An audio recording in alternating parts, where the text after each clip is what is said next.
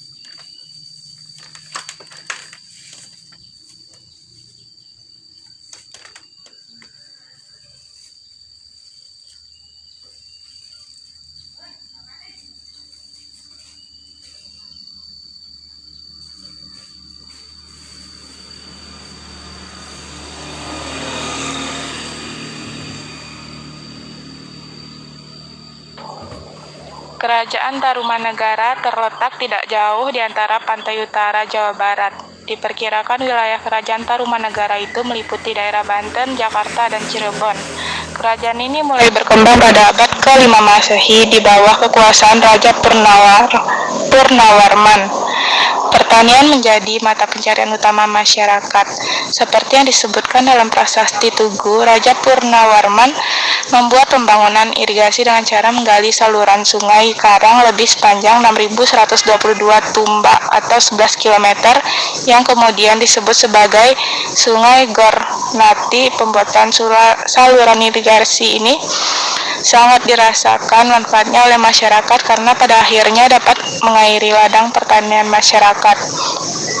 Oleh karena itu, Raja Purnawarman menjadi raja yang diagung-agungkan rakyat. Adanya saluran irigasi ini juga memberikan dampak yang besar pada peningkatan ekonomi masyarakat karena berguna sebagai sarana lalu lintas perdagangan. Selain itu, ia juga menjalin hubungan baik dengan Cina di masa dinasti Tang.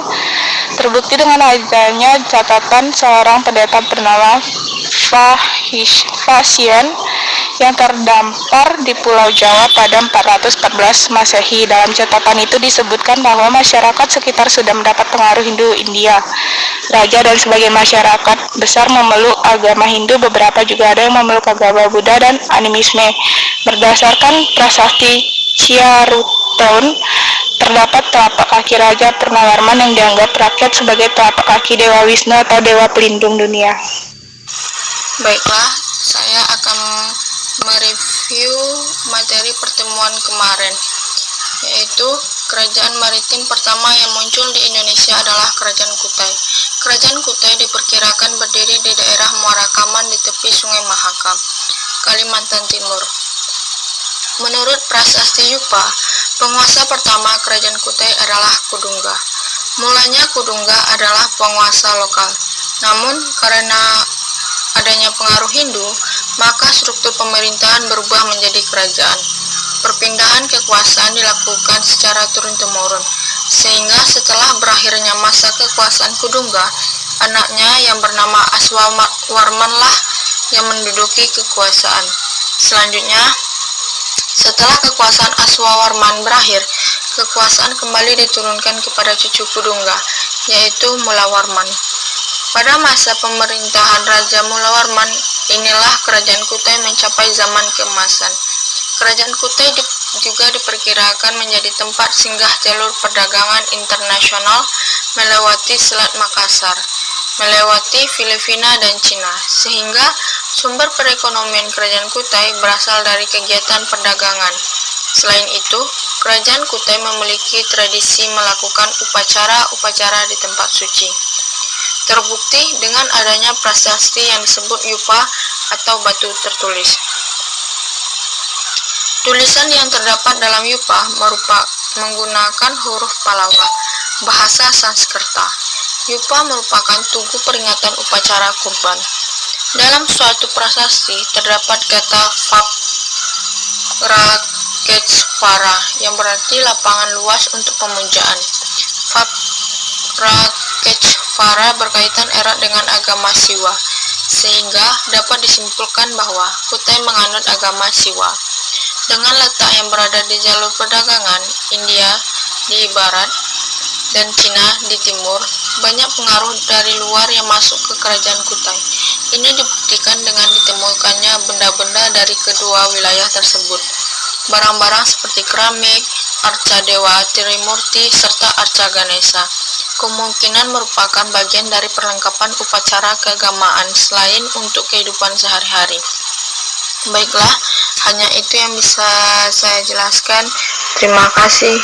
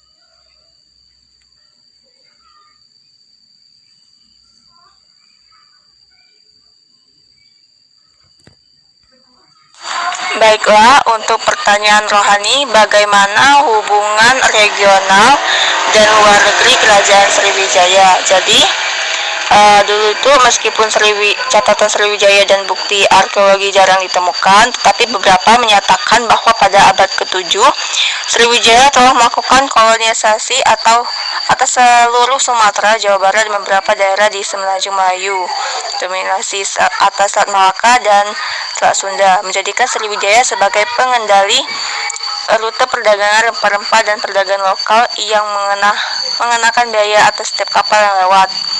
Palembang mengakumulasi kekayaannya sebagai pelabuhan dan gudang perdagangan yang melayani pasar Tiongkok, Melayu, dan India. Kerajaan Sriwijaya juga membantu menyebarkan kebudayaan Melayu ke seluruh Sumatera, Semenanjung Melayu, dan Kalimantan bagian barat. Pada abad ke-11, pengaruh Sriwijaya mulai menyusut. Hal ini ditandai dengan seringnya konflik dengan kerajaan-kerajaan Jawa pertama dan dengan Singasari dan kemudian Majapahit. Pada masa awal, kerajaan Khmer juga menjadi daerah jajahan Sriwijaya. Banyak sejarawan mengklaim bahwa Chaiya di provinsi Suratani atau Thailand sebagai ibu kota akhir kerajaan, walaupun klaim tersebut tidak mendasar.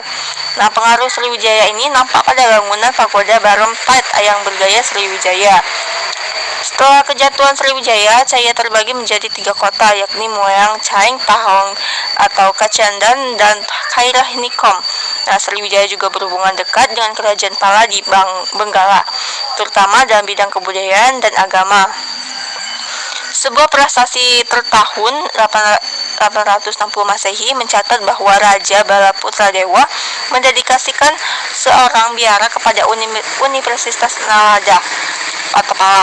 Nah, relasi dengan dinasti Chola ini di India setelah cukup baik dan menjadi buruk setelah terjadi peperangan di abad ke-11. Selain dengan kerajaan Pala, Sriwijaya juga menjalin hubungan baik dengan kerajaan Camolanda.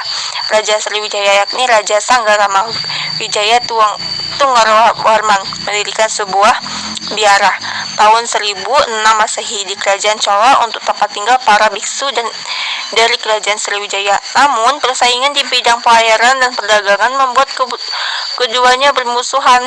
Raja Leranda Chola melakukan serangan di kerajaan Sriwijaya sampai 2 kali. Serangan pertama tahun 1007 Masehi mengalami kegagalan. Pada serangan kedua tahun 1023 Masehi, kerajaan Chola berhasil merebut kota dan bandar-bandar penting Sriwijaya. Bahkan Raja Sangrama Wijaya Tungwarman berhasil melawan. Untuk pertanyaan Maruf,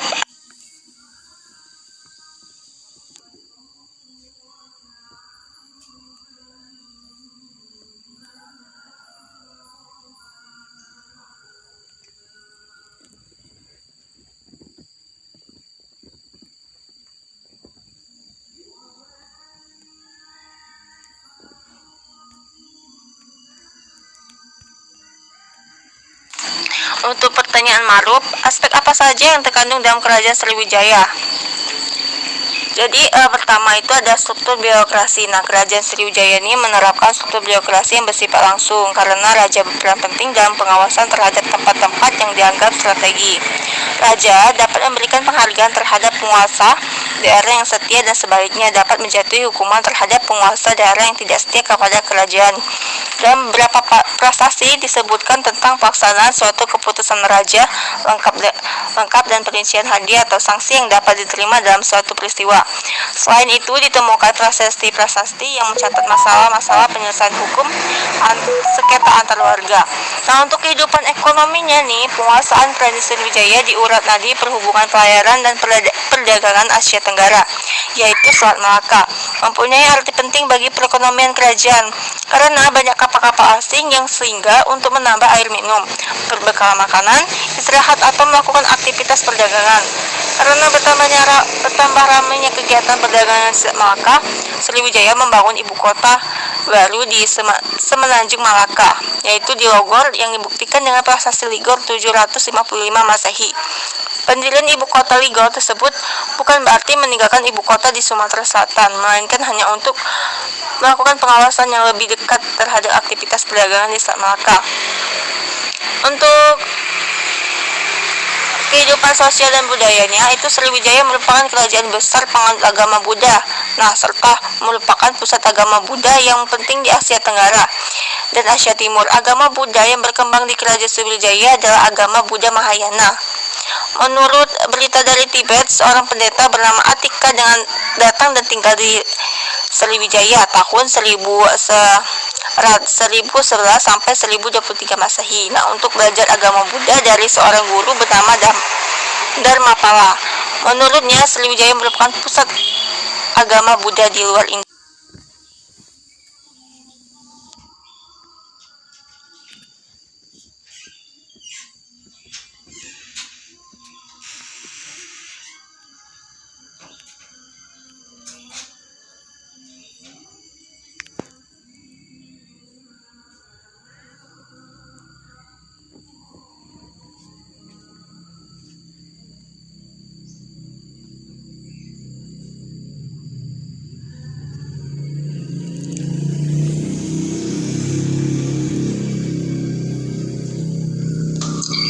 Baik, di sini saya akan menjawab, yaitu yang pertama ada konflik untuk tahta di Jawa Tengah periode di mana raja-raja Mataram kuno sering saling bersaing memperebutkan pengaruh dan tahta.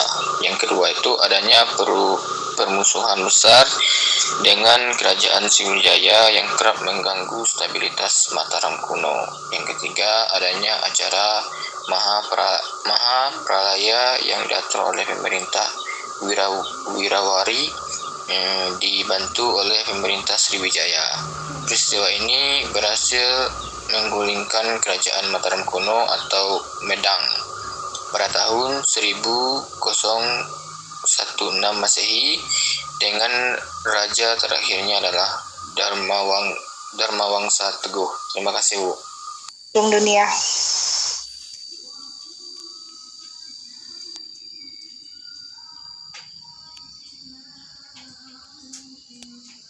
Baiklah, di sini saya Veronica Stompul akan menjawab pertanyaan, yaitu yang pertama bidang ekonomi. Perekonomian Kerajaan Mataram kuno ditopang melalui sektor pertanian. Hal tersebut didukung oleh kondisi geografis daerah yang dikelilingi oleh banyak gunung seperti Gunung Merapi, Gunung Sindoro, Gunung Sumbing, dan lainnya. Areanya sangat subur sehingga cocok untuk ditanami berbagai jenis tanaman pangan seperti padi dan palawija. Selain itu, sektor perdagangan dan pelayaran juga berkembang, namun tidak semaju sektor pertanian. Walaupun Mataram dilanda banjir dan sungai besar seperti Begawan Solo, namun pada saat itu pusat perdagangan dan pelayaran dunia lebih terfokus pada Semenanjung Malaya yang dikuasai oleh Kerajaan Sriwijaya. Di sisi lain, kawasan lautan yang dimiliki Kerajaan Mataram tidak mendukung aktivitas berlayar karena ombaknya yang relatif besar. Yang kedua, bidang agama. Dalam bidang agama, ada dua agama yang berpengaruh di kerajaan ini. Yang pertama, agama Hindu Siwa yang dianut oleh keluarga Sanjaya dan mayoritas penduduk setempat. Begitu pula dengan ajaran Buddha Mahayana yang hanya dianut oleh keluarga Sailendra. Raja-raja yang memerintah di kerajaan ini juga tidak mengecualikan bidang agama. Hal ini dibuktikan oleh banyaknya pendeta Hindu dan Buddha yang datang ke Mataram untuk mengajar agama. Dan pada saat penangkaran dibangun sebuah biara untuk tempat pemujaan bagi umat Buddha.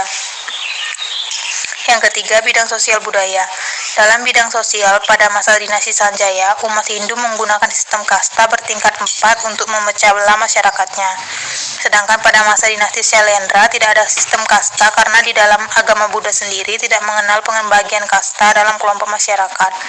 Sedangkan dalam bidang kebudayaan mengalami perkembangan yang dibuktikan dengan banyaknya candi dan prasasti yang ditemukan yang berasal dari kerajaan ini. Baiklah, hanya itu saja. Terima kasih.